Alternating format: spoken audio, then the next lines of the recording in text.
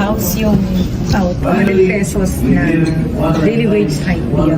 Kayo sir sa Senate, kasi 100 pesos yung version. Well, kanina, even before this interview, you were all saying kaya ba, etc. But you recall our hearings then about the 100 peso increase, di ba? Talagang yung business community, talagang sinasabi nilang hirap sila, etc. And we feel na kaya nila itong burden na 100 pesos. But you could just imagine if you double it, that's 6,000 pesos a month, no?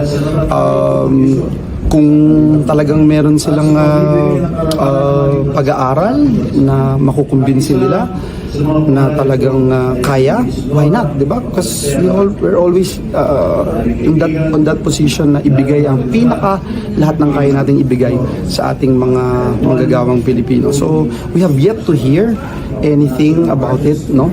And that's interesting because the obvious thing that would happen is 100 kami, 200 sila bicameral, di ba? But let's also entertain the idea. For example, on my end, I can try to influence my colleagues na i-adapt natin yung sa House and give it to the President. Pero parang makakawawa naman ng Pangulo, no? Parang puro problema na lang yung ibinibigay sa kanya at parang ang tingin natin pag nangyari yan, diretsong veto, diba? So yun yung kailangan din nating pagtuunan ng pansin kung i-adapt natin yan kasi baka yan din yung dahilan ng iba na nandoon sa Kamara para masiguro na ma-veto yan. That's another way of looking at it, diba? So for us, we still believe na yung 100 is most convenient and practical, but yung 200 medyo as much as we wanted to, we don't know, as the business community. And kung sabi ko nga sa inyo, kung ano lang, sige, i-adapt na agad natin. And pag nangyari naman yun, parang sinabi mo din na automatic i-veto yan. But it would be interesting to find out the reaction of the palace on this particular matter. But so far, as far as we are concerned, the way I look at it, bicameral lang pinaka-ano niya, no? But sige, tulungan ko sila na convince yung mga kasama ko dito i-adapt natin and give it again to the President, which yung ang isang reservation ko doon is parang sinabi mo automatic pinapa-veto mo na kaagad yung pinaghirapan naming ipasa na 100 peso daily wage. Sa Senate 150, tapos binabaan nyo nga ng 100. Yes, nagkaroon ng nagkaroon ng mahabang pag-uusap, pag-aaral, and again, no, hindi ganun kadali kasi yung mag-adapt na kahit gusto natin because this was based on our hearings here in the Senate and it's been a while, no? Itong mga hearings na ginawa in consultations ng Committee on Labor. During the time, it was Senator Jinggoy, by the way, nung time na yun. Gusto nyo makita, sir, yung basis nila, bakit 200? Yes, of course, that would be interesting.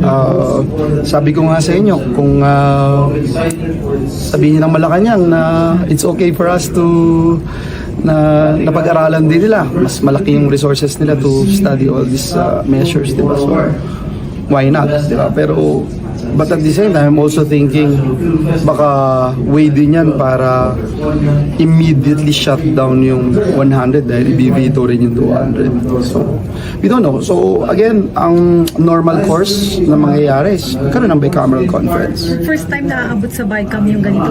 Kada Congress kasi merong legislative yun, di ba? And at the same time, di ba, itong press for time. But, you don't mind, I was going around before you see me kanina. I was going around, I was talking to some of my colleagues, no? Parang nagulat din sila, parang may isang nagsabi na obviously that's a knee-jerk reaction, obviously it's a populist move, etc. They have yet to find out kung ano yung basis whatsoever. But whatever the reason is behind this move of the HOR, one thing remains, kulang na kulang pa rin yung sinusweldo ng ating mga manggagawa. And kahit na may ilang emotional dito na, sige, ibato natin sa presidente, parang kawawa din ng presidente, no? Dahil alam na natin, politically, sasabihin na, ayaw ng presidente, di ba? But Magiging kontrabida si presidente. exactly, yun yung ginagawa nung tingin kong part na maaaring mangyari sa desisyon ng Kamara de Representantes. So, let the record show that yung Senate has been consistently studying all these issues at mga pwede nating gawin para tulungan ng ating mga manggagawa. Kaya tumahapon by next week. Sure, yeah, pwede. In fact, again, I am still of the that direction of influencing my colleagues din. Part of me is saying, sige, i-adapt na lang natin. But part of me is saying, alam natin na pag in-adapt mo, parang nagsakam ka na wala na tayong increase for our daily, yung daily wage increase. Sir, kasi ngayon, parang may asaran ang Senate over the impeachment case, di ba? So parang Pero, sinasabi mo, mag-withdraw either or both? no, I mean, sir, hindi ba ito way ng Congress na to put you again in a bad light? Kasi if you don't approve this bill, They're not putting us in a bad light. Definitely not us.